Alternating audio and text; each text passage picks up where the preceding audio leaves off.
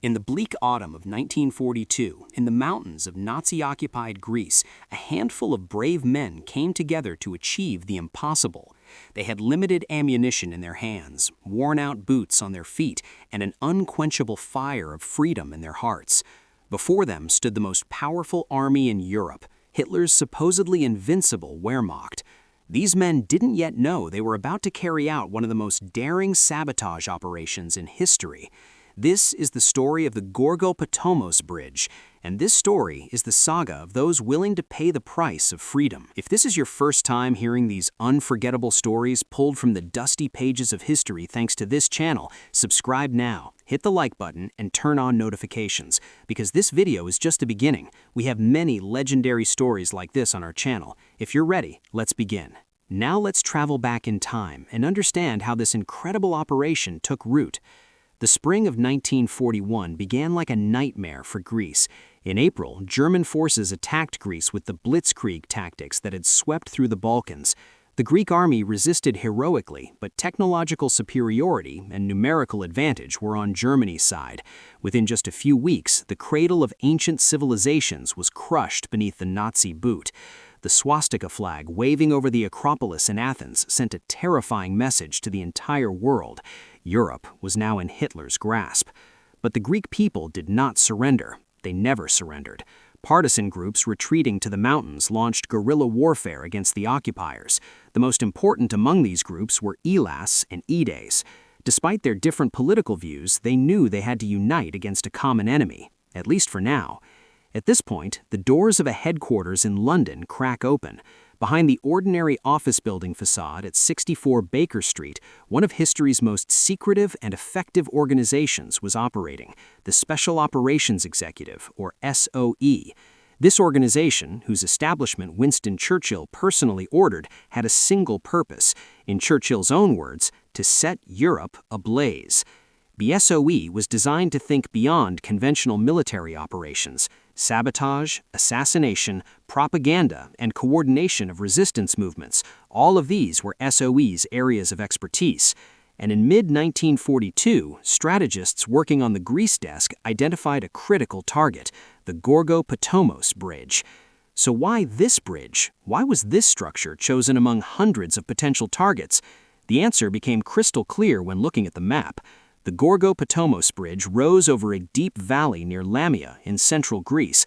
This bridge was a critical part of the main railway line connecting the port of Thessaloniki to Athens and the port of Piraeus to the south, and it was precisely this fact that made the bridge invaluable. In 1942, a battle that would determine its fate was being fought in the deserts of North Africa. The Africa Corps, under General Erwin Rommel, was advancing toward Egypt and threatening the Suez Canal. If Rommel succeeded, the Allies would lose control of the Mediterranean, Middle Eastern oil would fall into Nazi Germany's hands, and the course of the war would change completely. Rommel's army was dependent on supply convoys from Europe. A significant portion of these convoys reached the port of Thessaloniki and were transported south by rail to Greek ports, then sent by sea to North Africa. The Gorgopotamos Bridge was the lifeline of this supply route. Destroying the bridge meant strangling Rommel's army. Allied commanders, especially General Montgomery, urgently demanded that this supply line be cut as they prepared for the Battle of El Alamein in North Africa. The Royal Air Force attempted to bomb the bridge from the air, but the narrow valley and the bridge's position made it nearly impossible. Conventional methods wouldn't work. It was time for the SOE to step in. The operation's code name was determined, Harling, and the selection of the man to lead this operation was a brilliant move by SOE. Colonel Eddie Myers was a 36-year-old British Royal Engineers officer. Known for his calm demeanor and analytical mind, Myers also possessed extraordinary leadership capacity. His engineering background meant he knew how to destroy a bridge most effectively, but Myers' true genius was his ability to bring people together and inspire them. This ability would soon be desperately needed.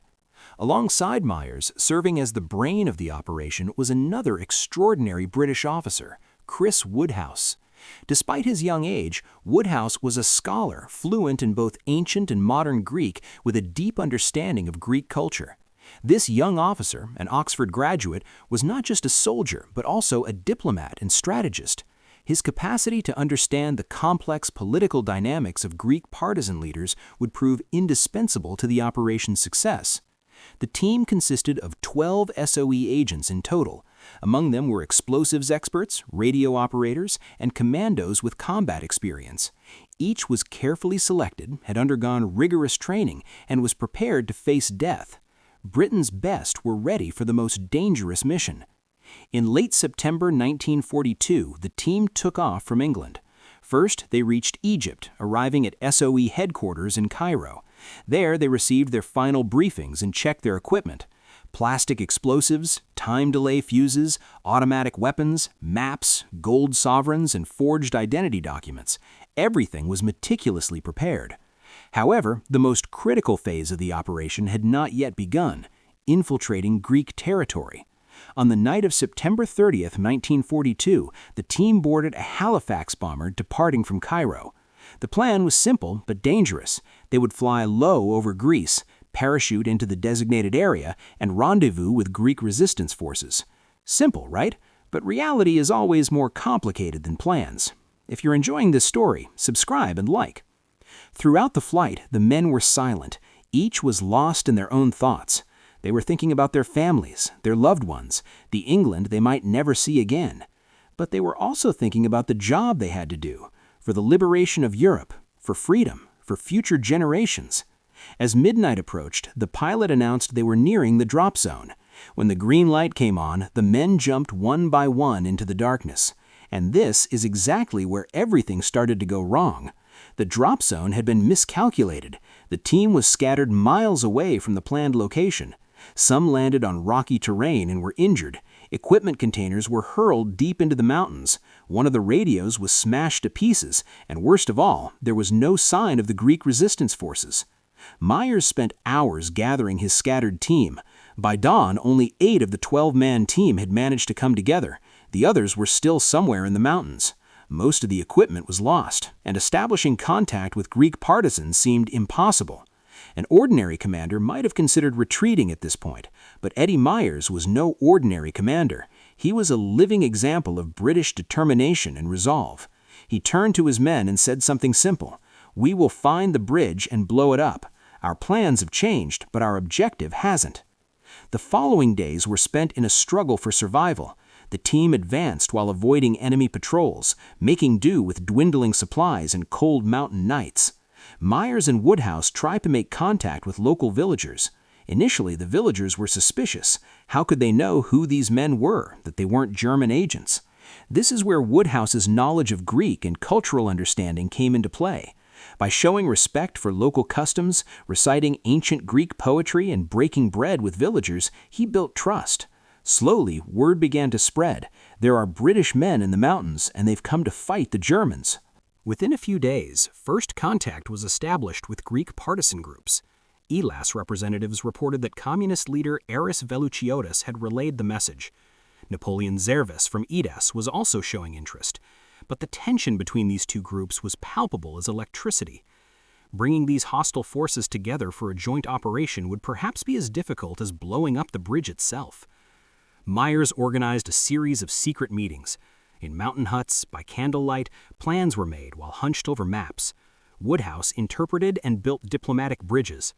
The British officers explained a simple truth to the partisan leaders: if you don't unite against the Germans, you will all lose. But if you unite, you will make history. During these meetings, the operation's details began to take shape. The bridge was 210 meters long, a steel structure. There were high slopes on both sides and a deep valley. A German garrison guarded the bridge. The exact number was unknown, but it was estimated to be at least 50 soldiers.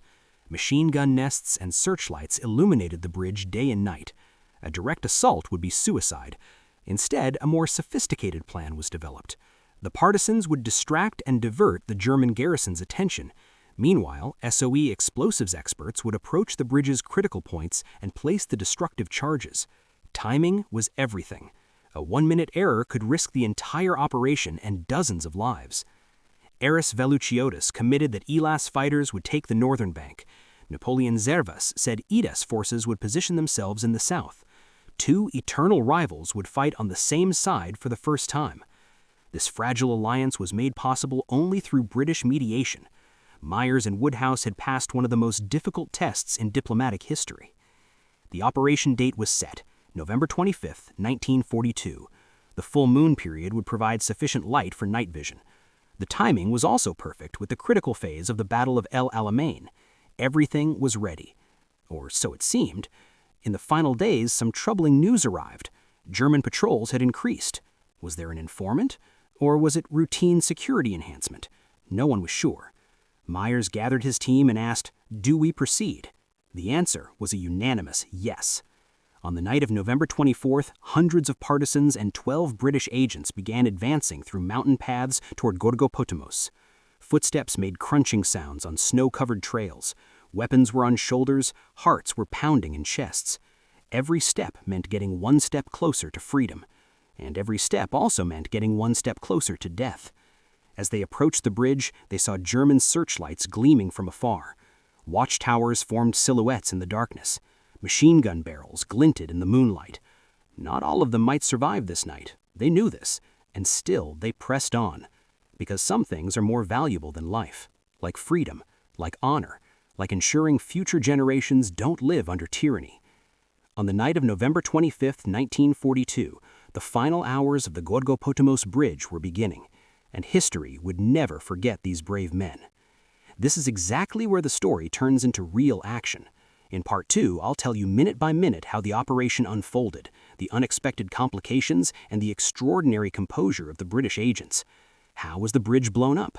How many casualties were there? How did the Germans react? All these questions and more will be answered in the next episode. For now, keep watching and don't forget to subscribe and like so you don't miss the upcoming parts of this incredible story. Now we continue. Welcome back to Part 2. We're continuing without slowing down.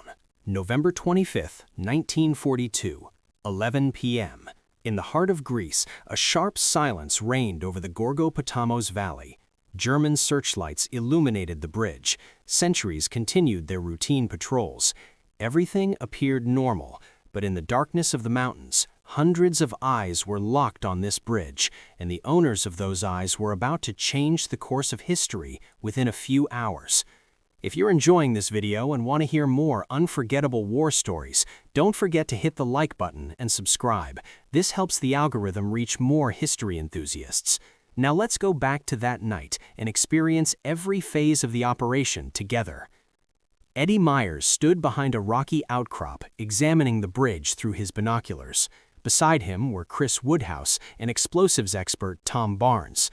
They were noting every detail, the number of sentries, patrol routes, searchlight angles, machine gun nest positions. The intelligence they had gathered for weeks was now materializing before their eyes.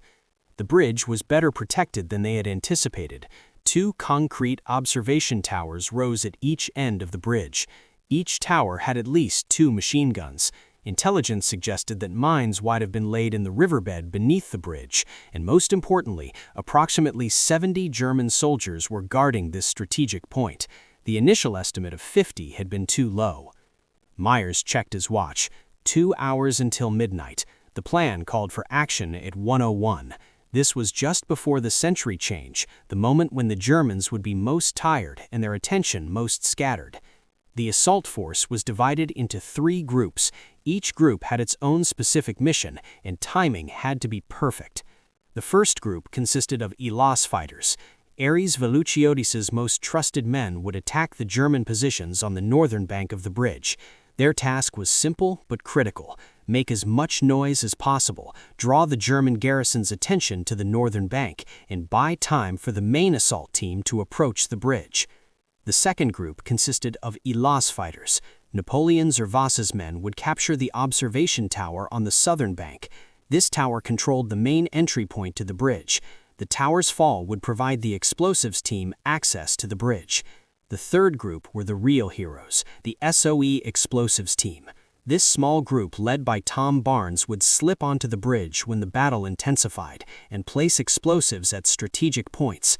Their task was the most dangerous because they would be working directly in the line of fire. One mistake meant instant death. Myers held a final briefing with the assembled commanders. They reviewed every detail on the map one more time. "Remember," Myers said calmly, "silence is golden, not a sound until the first shot is fired. An early gunshot could jeopardize the entire operation." Ares Velluciotis nodded, a fierce gleam in his eyes. This man harbored a deep hatred for the German occupiers. Members of his family had fallen victim to Nazi brutality. Tonight was a night of vengeance. Napoleon Zervas appeared calmer, but beneath his composure lay steel determination. He was fighting for Greece's honor, and tonight they would reclaim that honor. At 0030 hours, the groups began moving toward their positions. In the darkness, they advanced like shadows. Footsteps mingled with the crackling of dried leaves. Every man held his breath, trying to suppress the pounding of his heart. The ELAS group climbed the northern slopes. As they advanced among the rocks, they watched the searchlight beams approach and recede. The searchlight operators were going through their routine movements. They suspected nothing yet. The ELAS group approached from the wooded area to the south. As they moved through the shadows of the trees, they could hear the German sentries' voices. German laughter and the smell of cigarette smoke hung in the air. The enemy was relaxed, not on alert. This was an invaluable advantage for the attackers. The SOE explosives team was hidden at the closest point to the bridge. Tom Barnes checked the explosive charges one more time. Plastic explosives, precision-timed fuses, cables and detonators, everything had to be in perfect condition. A malfunction could have irreversible consequences. The final 5 minutes. Myers took a small compass from his pocket and looked north. Ares's group should be in position by now. He turned south. Zervas's men should be ready too. Everything was going according to plan. 0 hour. The first gunshot came from the northern slopes. ELAS fighters opened fierce fire on the German positions. In an instant, the silence of the night turned into an inferno. Rifle shots, grenade explosions, and shouts filled the valley. The German garrison was in shock. Sentries rubbed their sleepy eyes and ran to their positions. Officers shouted orders. Machine guns began spewing fire toward the north. Searchlights moved frantically, trying to locate the attackers. It was precisely at this moment of chaos that the EDES group sprang into action in the south. Zervas's men advanced toward the observation tower. The German soldiers in the tower were focused on the gunfire from the north. They weren't looking south. A fatal mistake. If you're enjoying this story, like and subscribe. The EDES fighters reached the tower's entrance. The 2 German soldiers inside were neutralized before they understood what was happening. Within a minute, the tower was under Greek control. The machine gun to the south could now be used not for the Germans, but against them. The tower's fall was the green light for the explosives team. Tom Barnes signaled his men. They began running toward the bridge like shadows. Steel rails and wooden sleepers stretched beneath their feet. With every step, German bullets tore through the air. But the explosives team didn't stop, didn't even hesitate. Barnes reached the first critical point on the bridge. This was the connection point of the bridge's northern pier. This was exactly where it needed to collapse. With the precision of a surgeon rather than trembling hands, he began placing the explosives. Plastic explosives were wrapped around the steel beams. Fuses were connected with precision. Cables were pulled back to a safe distance. The first charge was ready. But to guarantee the bridge's destruction, at least 3 points needed to be detonated. Barnes moved toward the third point. Meanwhile, the fierce battle continued in the north. Ares Velluciotis and the ELAS fighters were fighting with extraordinary courage. Despite being outnumbered, they were using their tactical advantage. They knew the mountain terrain like the back of their hands. Every rock, every hole, every tree was a natural shelter for them. The Germans still couldn't grasp the scale of the attack. Their commander thought this was a small partisan raid. They weren't expecting a full assault. And a sabotage operation targeting the bridge certainly hadn't crossed their minds. This assumption was their biggest mistake. Barnes was placing the second explosive charge. With him were 2 SOE agents named John Cook and Themis Marinos. All 3 were working with surprising composure despite the noise of battle. They were sweating, but their hands weren't shaking. They felt fear, but they weren't slaves to fear.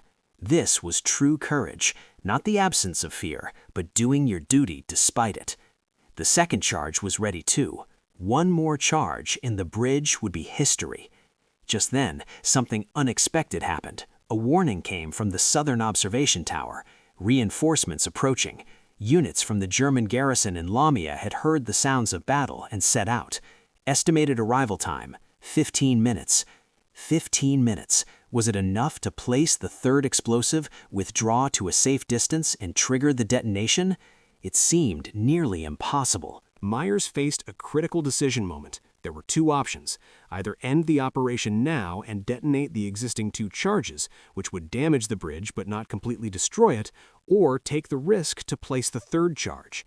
Taking the risk could mean encountering the reinforcements and potentially losing the entire team. Myers didn't even spend 10 seconds thinking. He made his decision. We're placing the third charge. The bridge must be completely destroyed. When Barnes received this order, he was already running toward the third point. His feet seemed to fly over the steel sleepers. Bullets whizzed around him. One grazed his shoulder, but he didn't stop. Blood began to flow, but he didn't stop. Nothing could stop him. The third point was the main support beam in the middle section of the bridge. If this collapsed, the entire bridge would come down. As Barnes placed the final explosives, a hellish chaos reigned around him, but his mind was focused on the task like a laser. 0140 mm. The third charge was in place. Barnes gave the withdrawal signal. The explosives team began running away from the bridge. Every second was precious. The reinforcements were now minutes away. The order to withdraw was given to the ELAS and EDES fighters. In the north, Aris Feluciotis began pulling his men back under fire. In the south, Zervis Group was leaving the tower they had captured.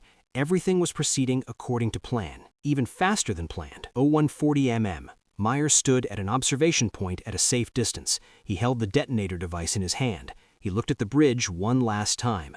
This steel structure was the lifeline of Rommel's army, and now it was time to cut that lifeline.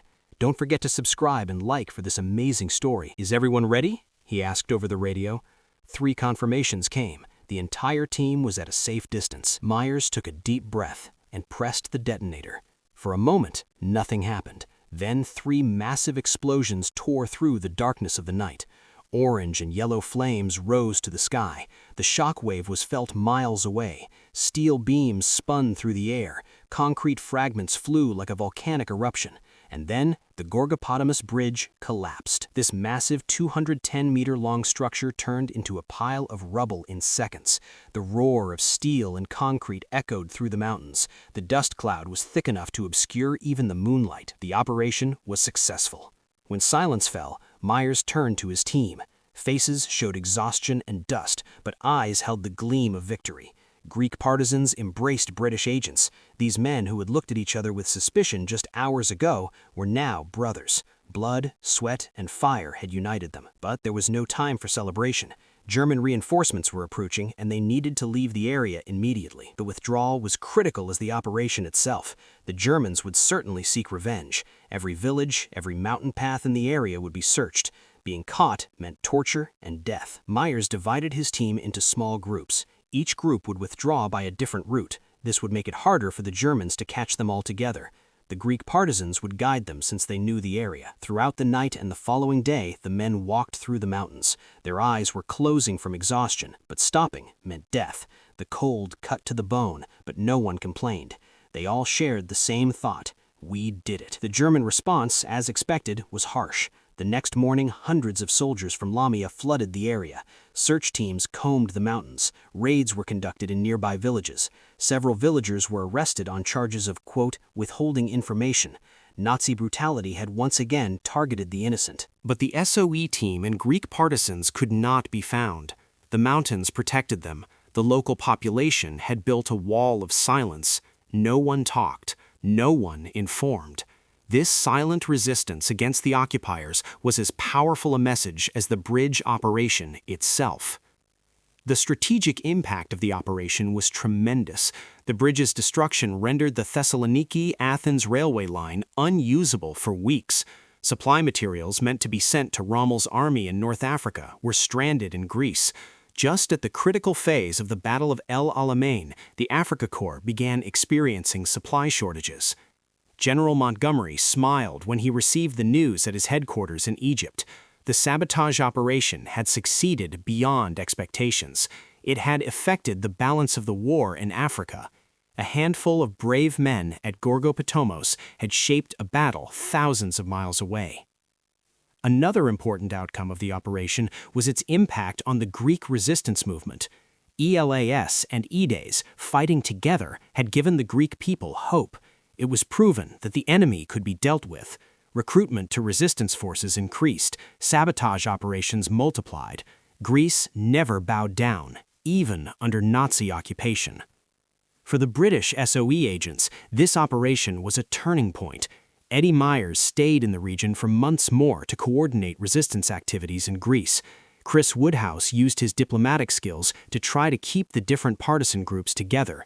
Both achieved significant career successes after the war and left valuable memoirs about the operation. Tom Barnes returned to England with his shoulder wound. He was awarded the Distinguished Service Order.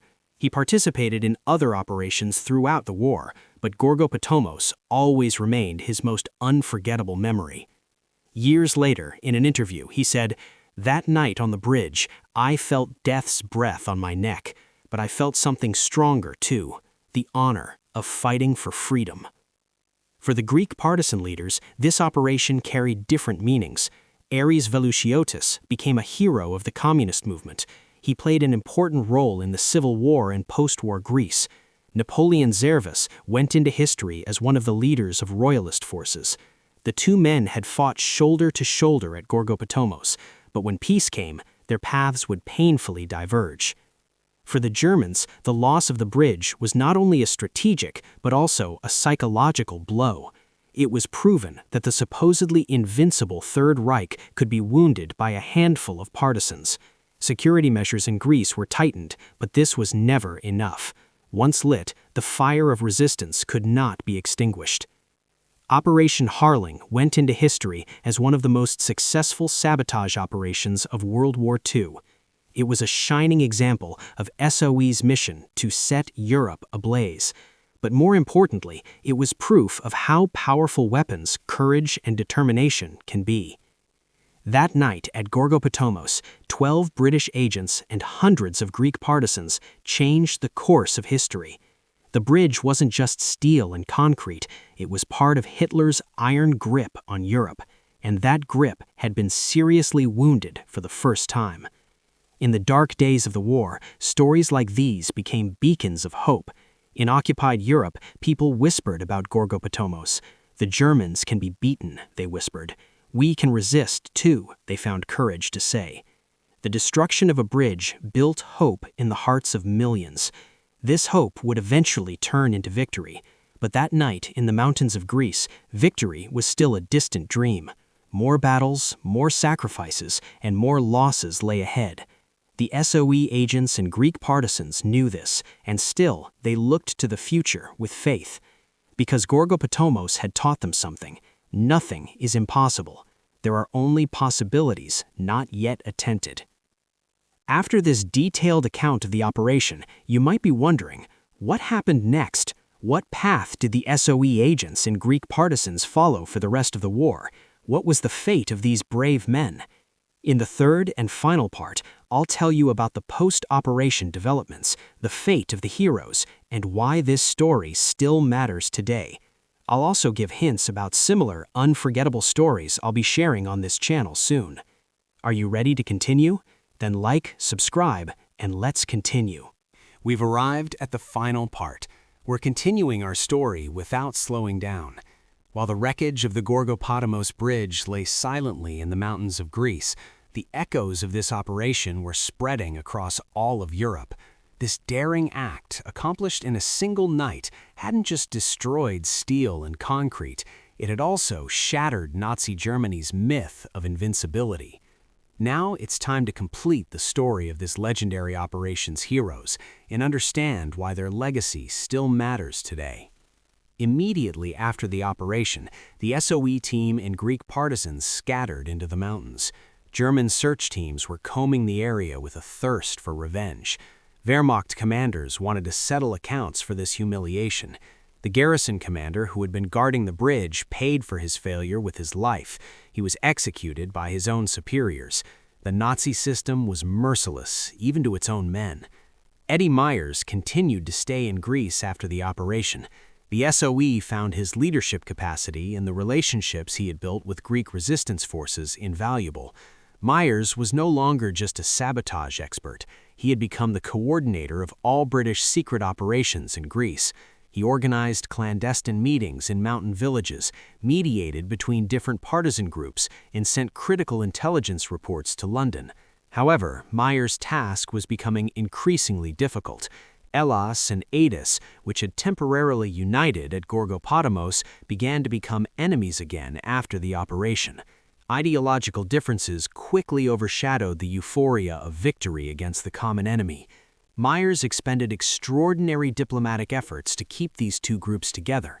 Sometimes he succeeded, sometimes he failed, but he never gave up. Chris Woodhouse remained as Myers' most valuable assistant.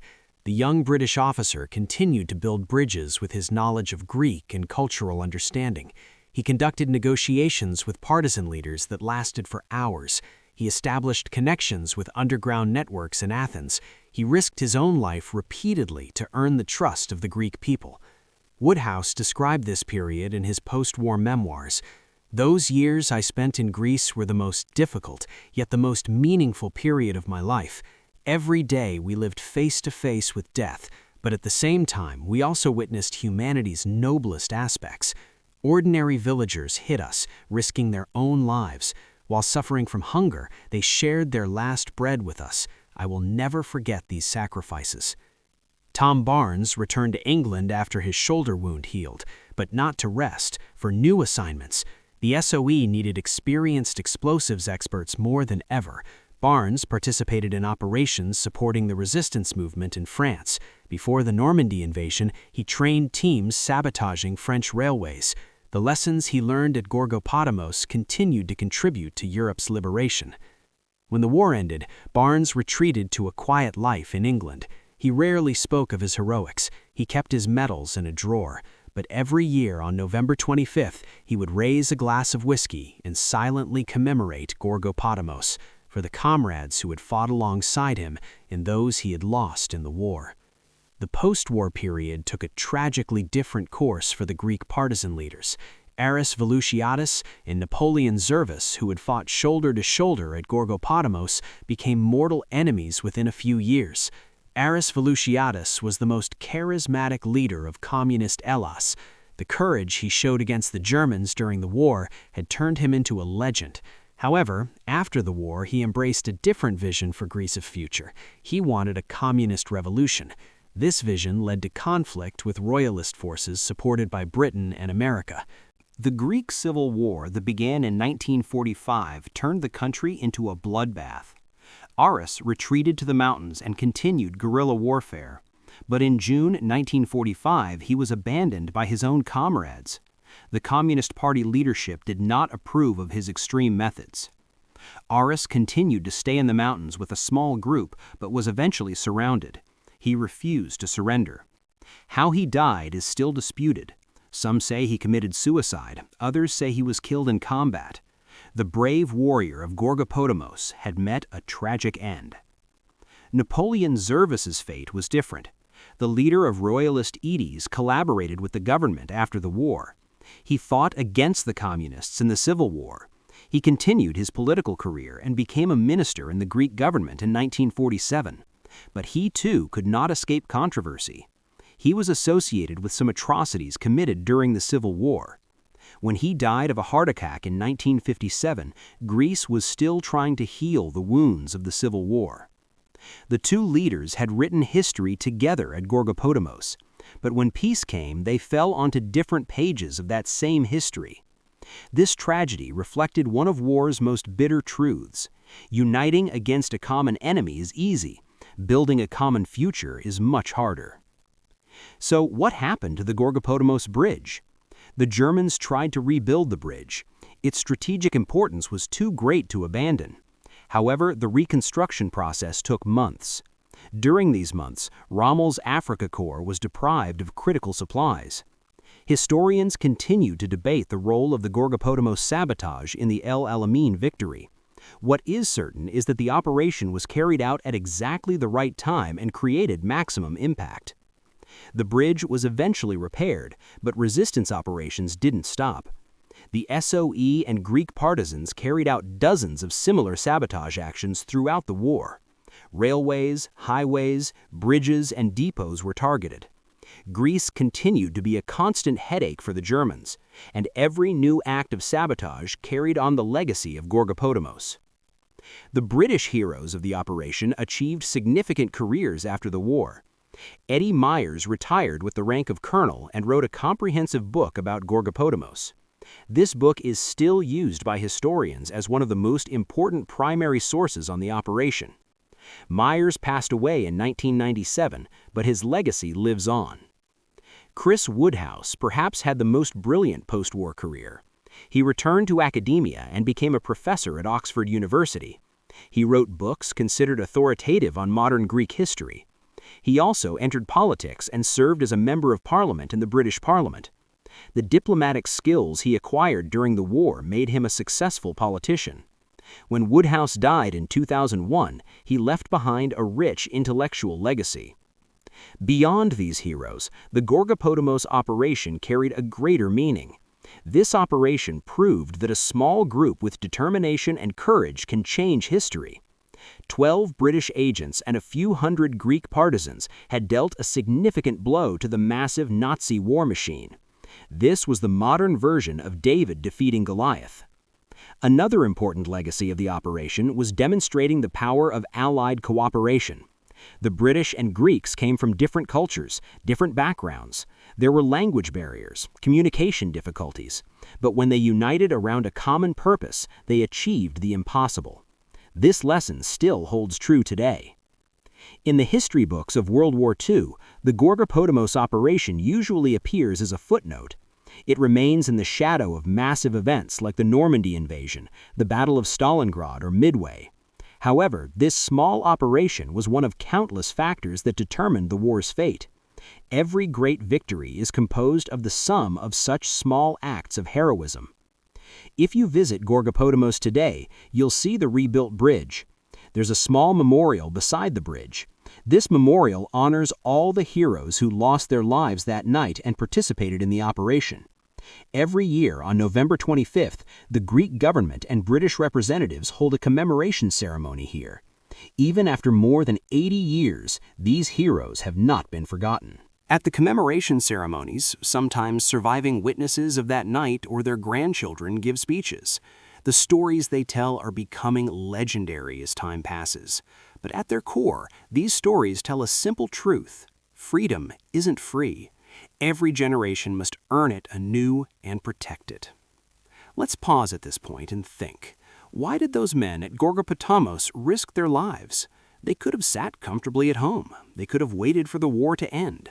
But they didn't, because some values are more important than life, like freedom, like justice, like ensuring future generations don't live under tyranny.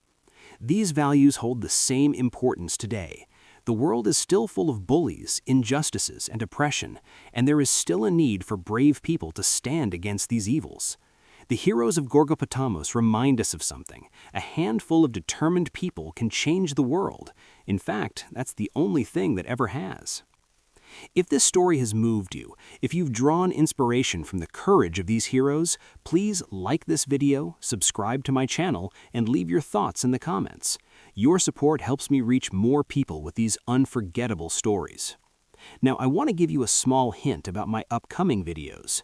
Gorgopotamos was just one of dozens of brave operations carried out by the SOE, from Norway's icy fjords to France's vineyards, from the mountains of the Balkans to the forests of the Far East. These shadow warriors set Hitler's Europe ablaze. Soon on this channel, I'll tell you about the legendary Sabotage operation on the heavy water facility in Norway. You'll see how this operation sabotaged Nazi Germany's efforts to develop an atomic bomb. A handful of Norwegian resistance fighters and British agents prevented the most dangerous weapon in human history from falling into Nazi hands. This story is as thrilling as Gorgopotamos, perhaps even more so. I'll also share the incredible stories of female SOE agents in France. Extraordinary women like Nancy Wake, Violet Sabo, and Odette Sansom fought as bravely as their male colleagues. Some were captured, tortured, and killed, but none of them talked. None of them betrayed their friends. The stories of these women will redefine courage. And remember, this channel isn't limited to World War II stories alone. History is full of examples of courage and sacrifice. From ancient times to modern days, from every corner of the world, we'll explore humanity's darkest and brightest moments together. The Gorgopotamos Bridge operation teaches us many things. It teaches us the power of courage. It teaches us the importance of cooperation. It teaches us that determination can make the impossible possible. And most importantly, it teaches us that ordinary people can accomplish extraordinary things. Eddie Myers, Chris Woodhouse, Tom Barnes, Aris Veluciotis, Napoleon Zervis, and hundreds of Greek partisans whose names didn't make it into history, they all changed the course of history in one night. Their legacy is not just a destroyed bridge. Their legacy is the belief that fighting for freedom is always worthwhile. Keeping this belief alive is our duty. Telling their stories, remembering them, and passing them on to future generations, this is how we honor our heroes. On November 25, 1942, a bridge was blown up in the mountains of Greece, but the echoes of that explosion are still heard more than 80 years later, and as long as this channel exists, they will continue to be heard. Salute to the heroes of Gorgopotamos. May their courage be our inspiration. May their sacrifices never be forgotten. Keep exploring history, because understanding the past is the first step to building the future. Don't forget to like the video, subscribe, and leave a comment. Thank you for your support, and see you in the next historical adventure. Take care of yourselves. Goodbye.